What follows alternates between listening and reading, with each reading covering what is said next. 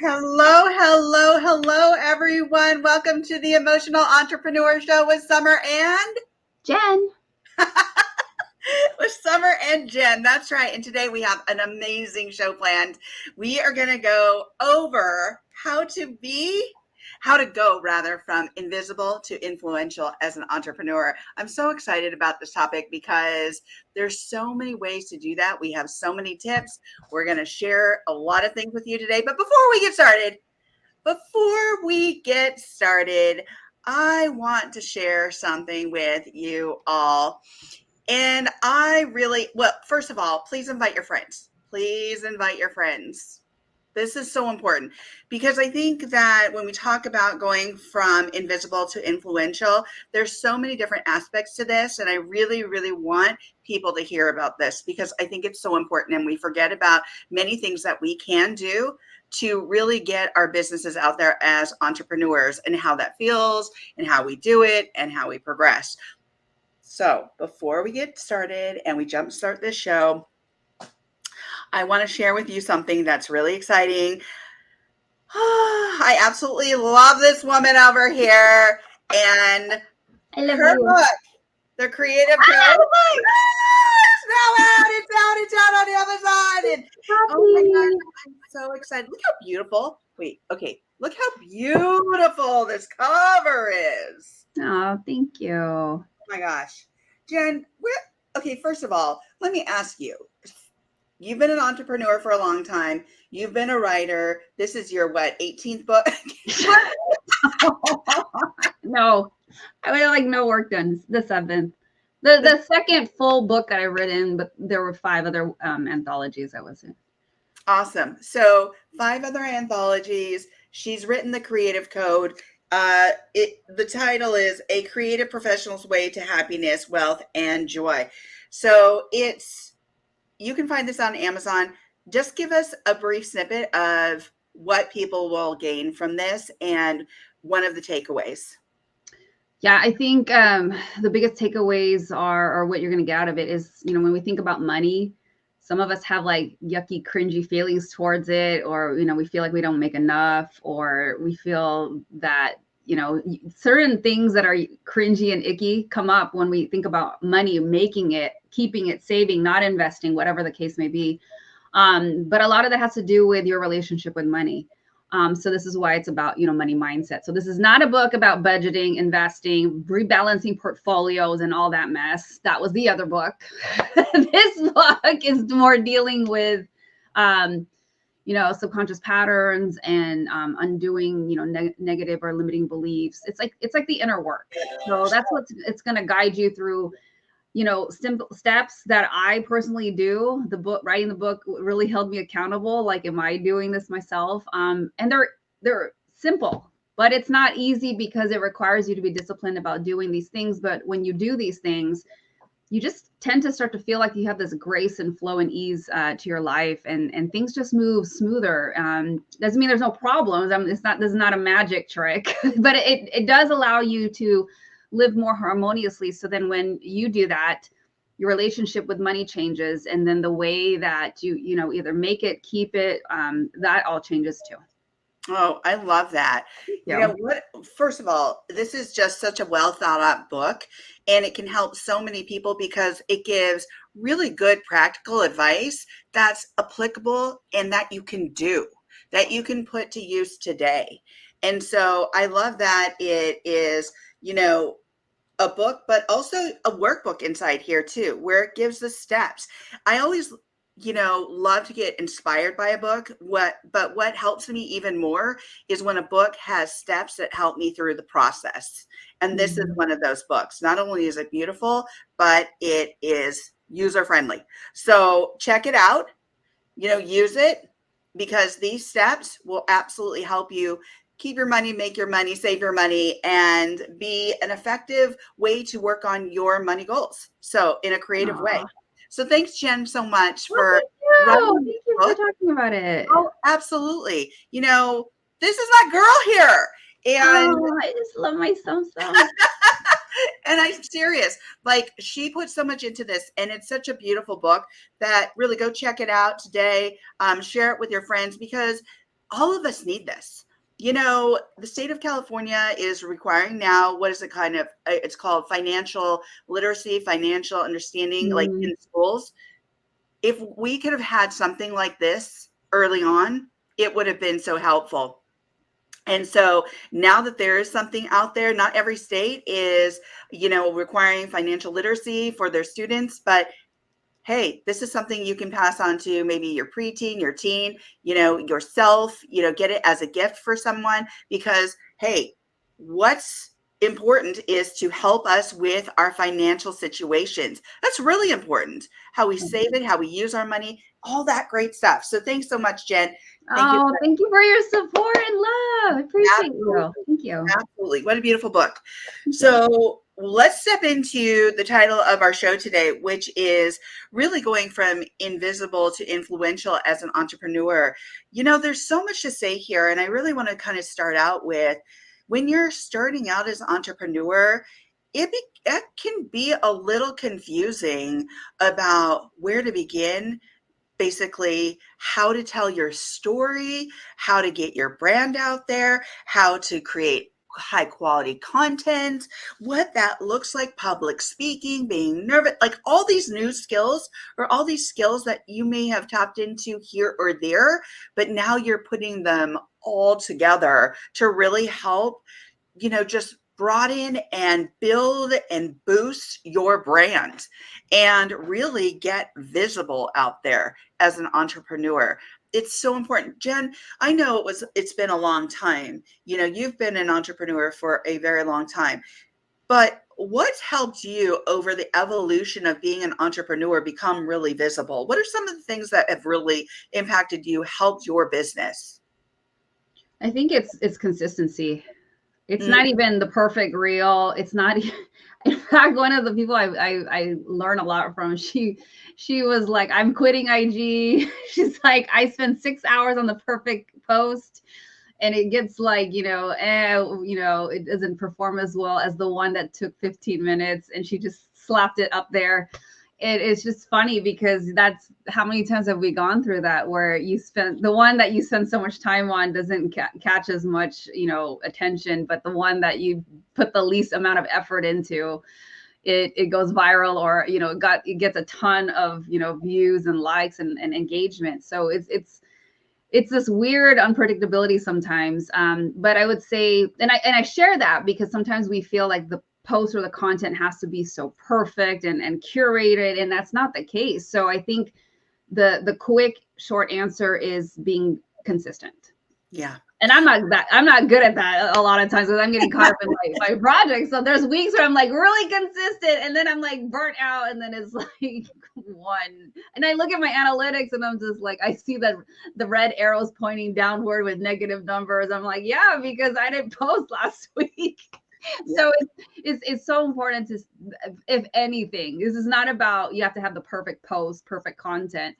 Of course, those, relevant content, engaging content is more important, but even more important than all of that is the consistency, and you continuously showing up. Yeah, absolutely. That is so important. I have an example of that right off the bat. So I've been doing the Core Women podcast since 2018, right? Wow. I know. So what you have said, and I'm going to speak to what you just said about consistency. So I used to get per episode when I post on a Tuesday, every Tuesday is when I post, it'd be like 13, 18, downloads or whatever. Today it's 240, 159, which Mm. swings my podcast up to the top 3% of podcasts globally, right? So like when you're getting 400, you're at 2%. When you're getting 1,200, you're at 1%. So let me tell you, it's been a while to get there because quite frankly, when you're looking at all the podcasts, millions of podcasts out there, it's like that consistency is what really helps. So people know that every Tuesday they're going to hear from a different woman who is an entrepreneur who's telling her story, her personal and professional story, and her evolution of how she got to where she is, and the tenacity that she has, the resiliency, all that great stuff, and be able to step away with some tips to apply to their daily lives, to their entrepreneurship. So that consistency helped me get there. So Jen, you're right on point when you mentioned consistency, because seriously, I looked at my numbers last night and I was like, yeah! And that was just out the gate posting at 240. Yeah. 240 Oh, down. congratulations. Thank you. So I was just like, oh, so great. But more importantly, people are hearing those stories, right? Right. And they're not just hearing those stories from the United States, but they're hearing them in Sweden, Germany, Japan, around the world. So that consistency is so important, right? So the other thing that I want to mention here too is we always think social media. Social media is going to be the way to go in every situation. Let me tell you, I was just on a trip. I flew from DC to California, and you got to kick in your people skills, folks, because when you're out there and you're talking, I was looking for a house to buy in California, and I'm thinking, okay, here I am talking to all these women in real estate. I have a podcast. I have a business that helps, support women as well as men. But, a lot of women in a podcast for women, I'm giving out my cards. Yes, I still have business cards and not just It's QR not codes. a bad thing. Yes, I do. And here's the thing, my realtor and my husband were on the sidelines waiting for me as I was having these conversations about business, about politics, about what I wanted to do, my future goals. And they were so excited, and they've reached out already. They want to talk to me. They want to introduce me to people. That I don't want you to forget about. I do not want you to forget about good old fashioned knocking on doors, shaking hands, and having conversations, and really just get I what? want to say kissing babies, like Kissing babies, politics. shaking hands. Hey, if that's what it's going to take when I start running for political office, okay, right. So here's the deal. I don't want you to forget that you can also leverage in-person connections, networking. And the other thing I want to mention is just being yourself. And I Yeah. think what you mentioned, Jen, about, that perfect video or not getting the leverage or not getting the visibility, it's because a lot of times it's so canned. It's so like, oh, we've got to manufacture this stuff so well, but it's not getting the traction. But sometimes when it's just your, what do you call that? Your video where you're just talking off the cuff, Right. and, it's just more, what's the word that I'm looking for? It's just more natural, organic. Right. All of a sudden you'll see, whoop, the scale go up, right? Because people are like, oh, what's this person just talking about? Hmm. I'm kind of interested. What is it? And then all of a sudden they start leaning in, they start asking questions, they start wanting to network. And it's not just your typical like, oh, your perfect video or your perfect talk. It's something that's really organic. And I see it a lot. I see it a lot on Instagram. I see it a lot on especially TikTok, right? Mhm. So I don't see it nearly as much on LinkedIn. I think LinkedIn's more about posts and making sure that you're reaching out and you're offering suggestions or you're commenting on somebody's posts. I think a Right. lot of that starts raising the numbers for your analytics for you when you do that on LinkedIn. But again, I think Instagram, TikTok, or Reels, if you can get live on TikTok, that's really important. Chastity says, I'm going to get some business cards. I said it's still a thing. Okay, Chastity, it's still a thing.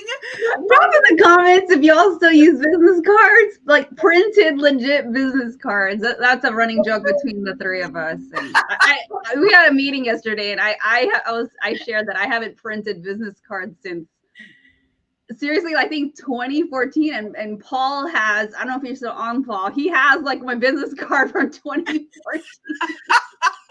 When I was a financial advisor. I think those are the last ones I ever made.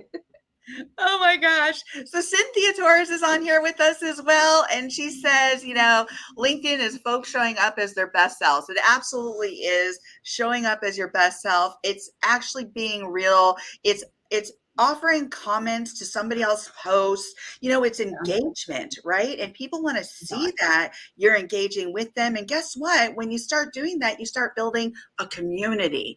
It's not just, oh, if I engage, they'll engage. No, it's actually really so much more than that.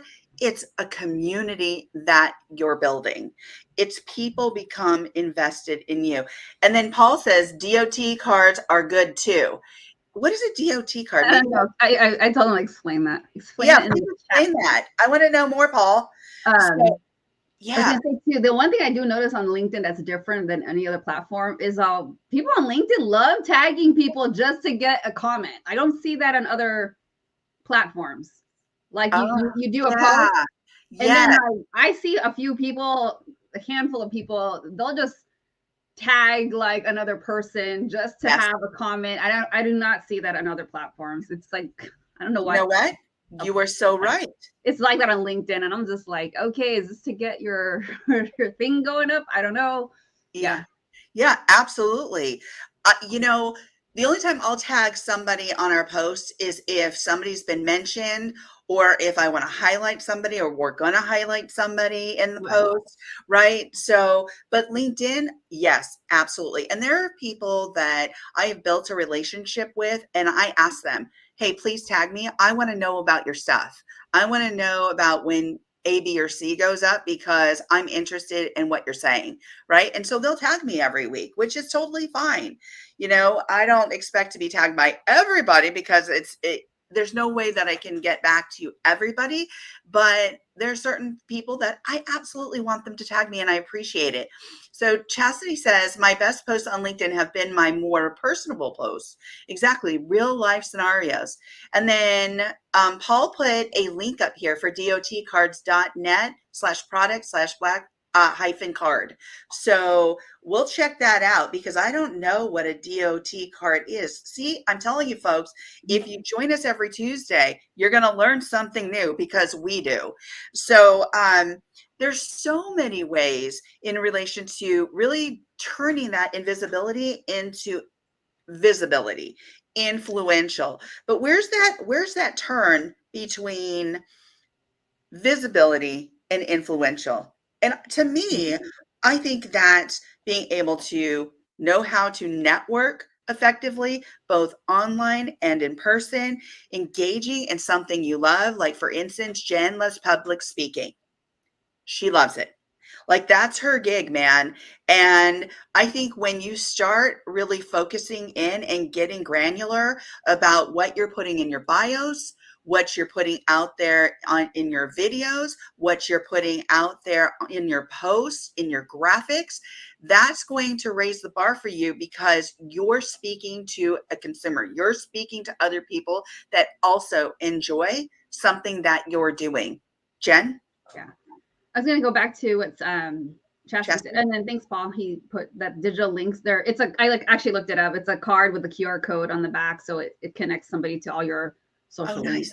Cool. So that's something I'm gonna get. Thanks. Yes, me too. Thank you. But with Chastity, I'm sorry. What did you say? No, I said thank you. Oh yeah. So excuse me. I wanted to repeat what Chastity said about the best posts are her personal ones, and I'm so glad you mentioned this because I now at the point where I'm like, I don't want to hear about LinkedIn only being like for jobs. Yeah. If that's so 19, no, not 19. That's like so 2018, 2017. We're way past that. I mean, get on LinkedIn. I'm now converted to LinkedIn. Yes. Finally. Finally. I love LinkedIn now. I love it. And you're just well received over there. And I mean, granted, you do have to do some relevant content and posting, but the engagement's better, the support is better. But stop it with thinking you can't post personal things like, oh, it's only for business, it's only for work, it's only professionals. Like, no, they're human beings too. And people post about their dogs, some people with their kids. It's definitely not like Facebook and Instagram where you're posting pictures of like, hey, I'm having this drink, or hey, this is my breakfast. I had some omelet and whatever. But like Chastity said, there's going to be some personal posts, like some people talk about their grief. Hey, I got sick, or my dog died, or my father passed away. So those are real life events, and it's when you're posting those things, you show that you're human, but you also show a different side of you. That's what people can connect to. Yes, you're going to have your professional persona, but then you also have this other side of you that people can connect with you, because that's a heart-to-heart thing. It's not just, hey, this is my product, here, this is my service, this is this is what I consult on, this is what I do, all those different things. So just Chastity was a perfect example. Thank you for sharing that. That it's okay to do that. LinkedIn has come a far way from just posting about strictly jobs. So check it out. We've been kind of endorsing that over the last couple months to open up and just check it out and see how it's different now. It's not what it was a couple years ago. Very much. I love LinkedIn, and I've given many examples of how I've created an incredible community there. If you touch back on some of our previous shows, you'll hear those examples, but I've over the years have built an incredible community. And when I got cancer, that community came up behind me and held me up. It was incredible. And Jen was part of that, and, helping, kind of wrangle that community to just let them know. And I was just like blown away, like just the support that I received. It was amazing. So thanks, Jen. And thanks to everybody who are on these platforms, because you can really build a community. And Jen and I, we met through an introduction where I met this person who introduced us on social media. And so it became and blossomed into an incredible partnership. So it was 2018. I'm so bad. When we met? Yeah.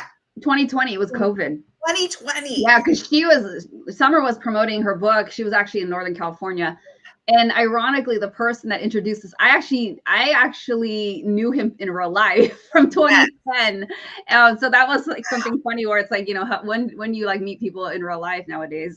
But that's how it started. Until like 2 years later or something like that in real life. Oh my gosh, yeah. We didn't meet each other until it was 2 years later or something. So much time had passed, but it was funny because she picked me up from the airport, and it was like it didn't even feel like we were meeting for the first time. It was like we had been sisters, like from Mr. and sister for like ever, right? So It was so natural, and that's what I'm saying. It's so like the relationships that you build can be just so natural and so wonderful and so supportive. It's and being yourself and presenting at yourself really helps people get to know you. What kind of freaked me out on LinkedIn before, and I'm going to be really honest, there was somebody who reached out and like, it was like part of his face or whatever. And I'm like, can you show your whole face? Was it a shadow? it was like a shadow. And like, Okay. I know the person today, but it made me stop and go, why isn't this person showing their face? Or if somebody has like has their profile and no picture. Oh, the gray blob. Yeah, the gray blob. I'm like, who are you? Who are you?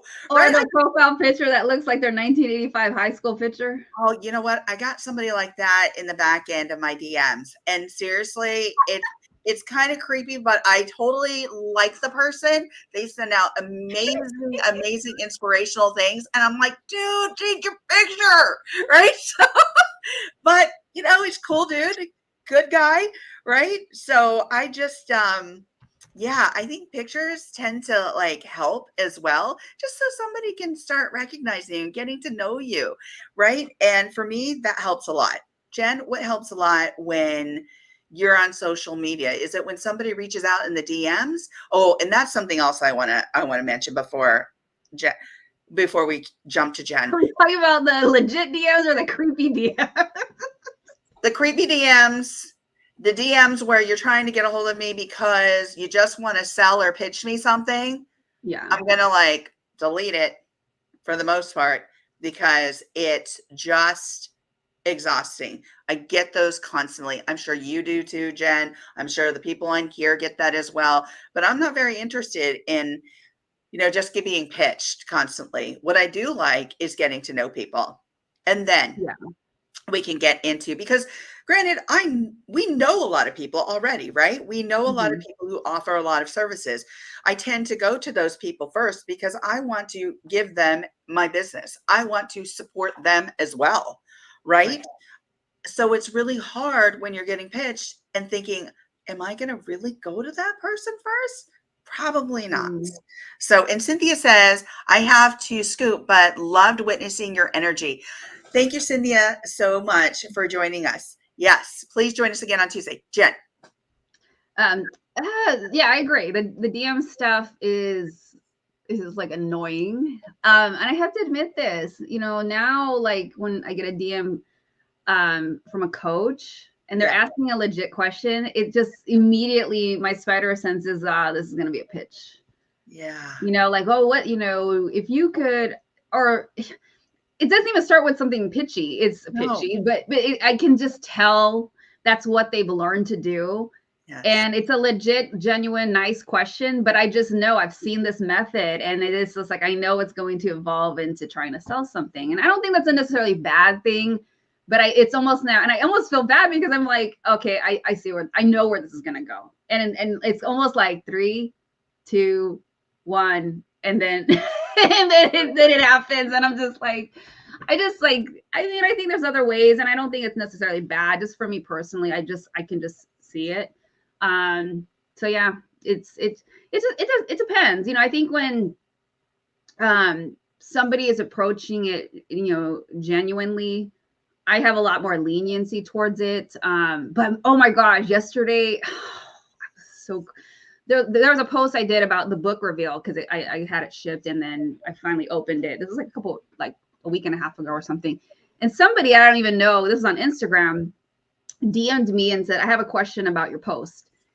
And when I see that and it's vague, then I'm thinking like, then why didn't you put it in the comments? That's so I was already like, And then back to back, there was like, lady, are you ignoring my message because you're not on your DMs? And I wanted to, and so I just ignored it. And then it happened again, like yesterday. And it was just so like almost in my face.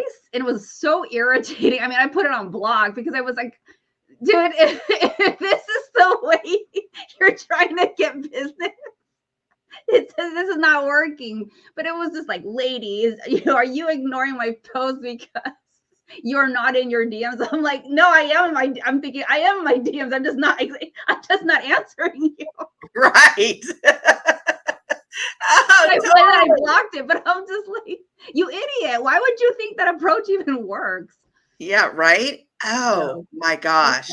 Yeah. So funny. Like, I know that's not the approach. I mean, yes, there's being persistent, but then there's being rude, right? And sometimes, I come from a very therapeutic background. I am a clinical psych doc, and so when my theory that I follow is Adler. So Adler said, meet the client at their level. So if they're being rude, sometimes I'm going to push back.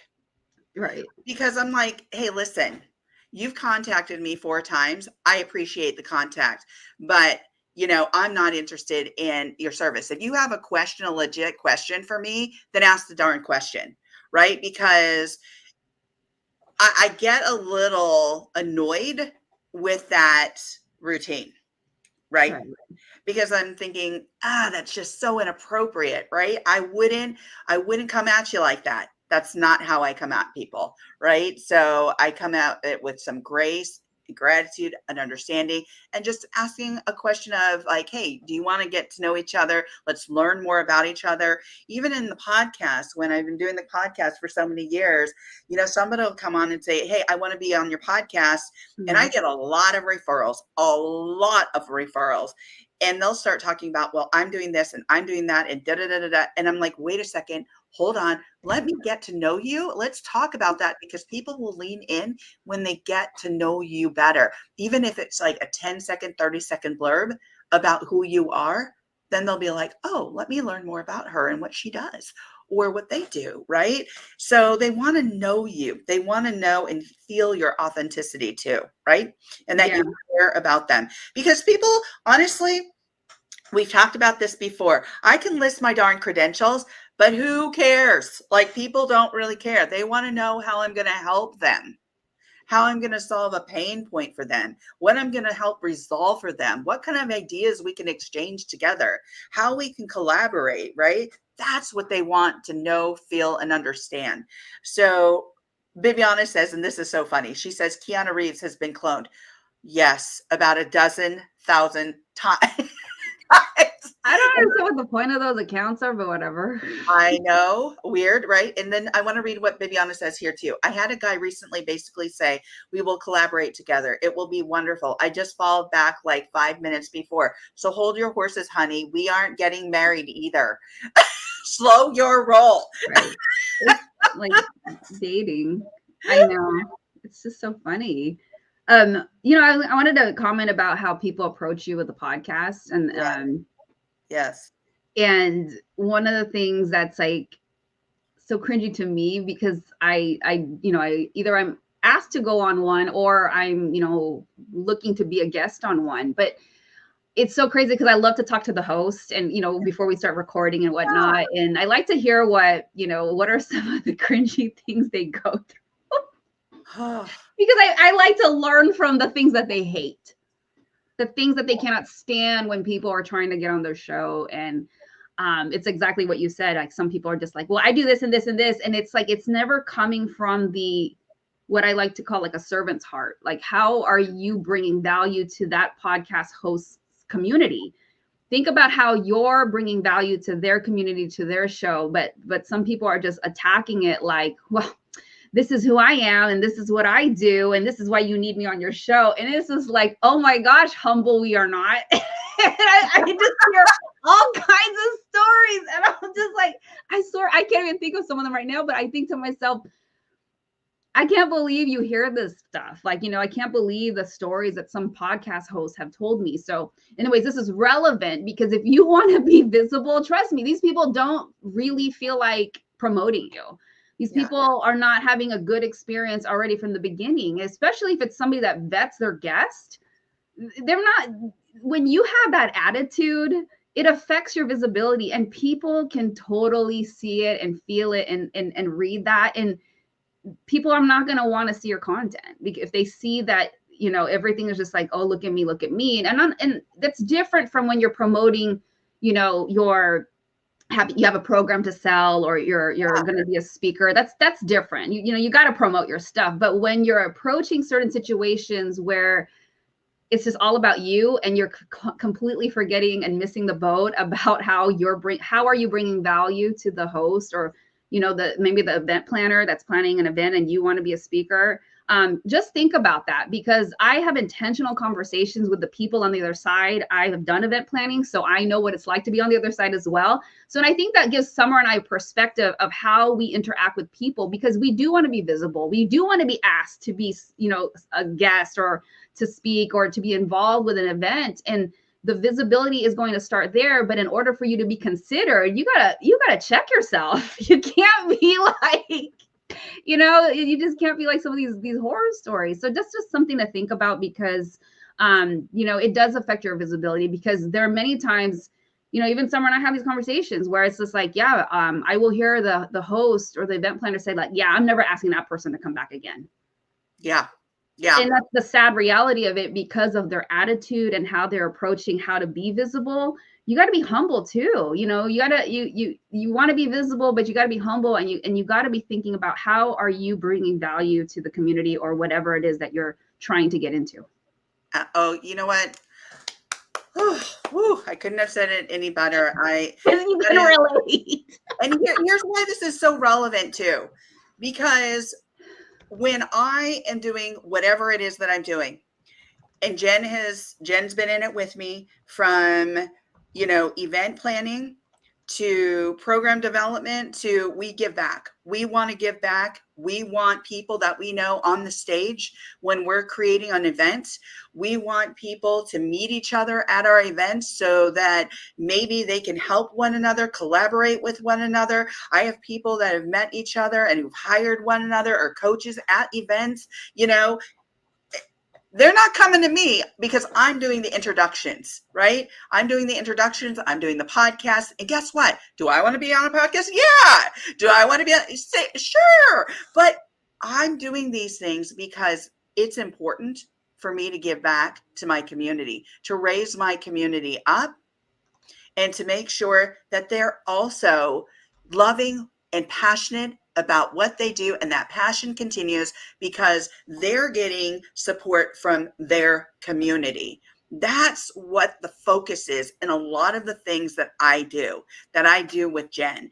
And we both put so much heart, soul, and spirit and energy into it, so that when you think about these things, from going from invisible to influential, how are you also in gratitude? How are you helping others? How are you promoting others? Because when you do, let me tell you, that comes back like in so many different ways. It really does. And so, to go back to the analogy about the podcast, I've had some incredible guests. I've had guests who've created businesses out of their home, who've been mothers that are doing incredible things, that they're running nonprofits, or they're helping their family because they've gone through A, B, or C. And we're talking about tenacity, resiliency. I've had people who have created films and series on Netflix, on lots of different things, who worked on MTV. I mean, lots of different people from all different spaces.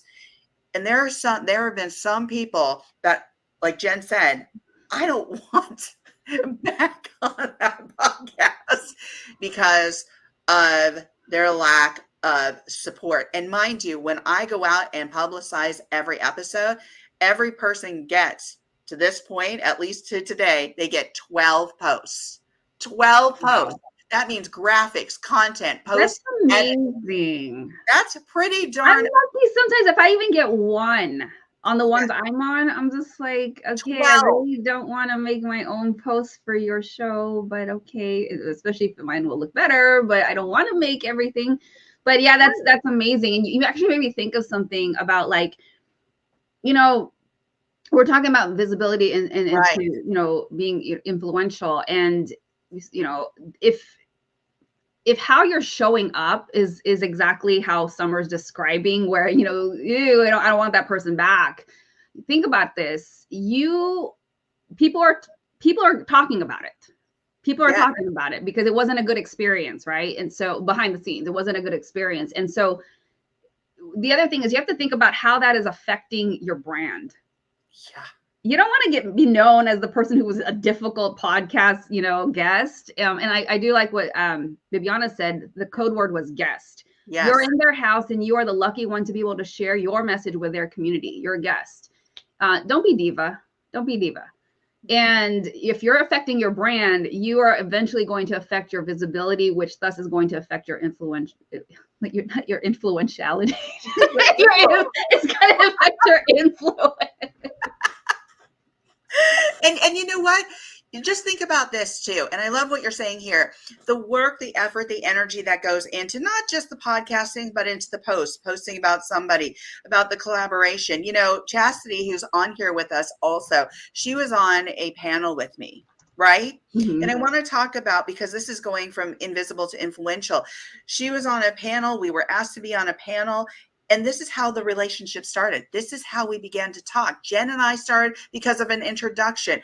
You know, Chastity and I reached out to each other because there was some kind of connection, because we felt that authenticity, right? And so I want you to tap into that as you're going from invisible to influential, being yourself, being authentic, reaching out to people you feel you have that connection with, or that there's that spark with, engaging in, you know, things that you're passionate about, but also showing how you can give back to your community, whether it's a comment, as simple as a comment. And let me tell you, Bibiana's here, and she is both in front of the scene, behind the scene, being of support to us, being here every week that she can, being, you know, listening to my podcast. I mean, there's so many people out there that are being of support, but the people that are here today, yes, they're also of support, and we want to thank you, because it's meaningful. It means something to us. We value that, and we're in gratitude for that. So thank you so much. Jen, we have covered so much today. Man, there's so much from, you know, the evolution of going from invisible to influential, and what that evolution looks like. And we've touched on so many different things. So one thing that we haven't touched on, that maybe I'll do as my nugget, but I want you to tell us your nugget. My nugget is, like we said in the very beginning, be consistent. Yeah. Pick one platform. I know we talked about this a little bit when we talked about social media a couple weeks ago, but pick one platform and be consistent on it, and mix it up. You know, try to mix it up with, you know, a personal event or story that has happened. Mix it up with something that's inspiring, you know, and then and stay away from quotes. That's very 2018. Don't do that. Canva quotes, like, that's another social media tip. Yes. Stay away from that stuff now. It's just not relevant anymore, because it Yeah. was cool back then. It's not now. And then post about what you do. So just kind of cycle through those three things, where there's, you know, inspiration, story, and then what you do, because the last thing you want to do is keep posting only about what you're selling over and over and over, and that starts to like drown out. So, you know, you start doing that, people start to engage with you, and they start to see how you show up, and then you become visible. So when you're visible, and now you start to talk about an event, or you're talking about a program that you're launching, now you're starting to become influential, because that's when people buy. So, you know, we got to put in the work to ramp it up to those moments when we're having an ask. Yeah, absolutely. Love that. Those Thank are you. great tips. That's a great nugget. So thank you for that. I Yeah. actually have two. I want you to, and it kind of piggybacks on some of what Jen said about being consistent and being personal. Mm. And through that personal content, you're developing and telling your story. Telling your story is part of your brand. It is defining who you are, it's defining your values. People are able to tap into that, and the reason why they attach to it is because either their mission, they something about your mission aligns with them, something about your values align with them, whether or not it's how you take care of your dog, or how you love your parents, or Mm. how you love being an entrepreneur for A, B, and C reasons, right? You're telling your story. This is your brand identity. And guess what? People are going to want to come and buy your product and know more about what you're selling when they're in alignment with you, when they see your passion, your authenticity. So that's number one. get out there and be authentic, tell your story, and be consistent on all those platforms, right? Whether or not it's TikTok, it's LinkedIn, and yeah, there's different nuances. So fill those different platforms out to better understand what those nuances are. And my second one is, remember, optimize your content. Optimize your content. So for instance, Jen and I have these shows. We could take these, run these through an app and cut it up so we can optimize this content. You know, you can use it in so many different ways. You can repost it on a different day and let people know that you went live on such and such a day. You don't have to reinvent the wheel all the time. Repurpose and optimize your content. All right. With that said, any last words? Oh, and once again, the creative code. It's on Amazon. Amazon, check it out. All right. With that said, I want everyone to have an amazing week. I know we went a bit long. I'm going to cue the music. And as we do every week, we dance it out. But I want you to join us every Tuesday because you're the ones that help make this show happen. The engagement makes it so special, right? And we learned something like we did from Paul earlier about, by the way, look in the comments because Paul has told us about, what is it called again? The DOT card. Yeah, exactly. The dot cards. So check it out because I think that's what I need now. Yeah, now I want it. Right? Now I want it. I know, me too. All right, let's dance this out. Thank you everybody for joining us. Take care. Mwah. Thank you.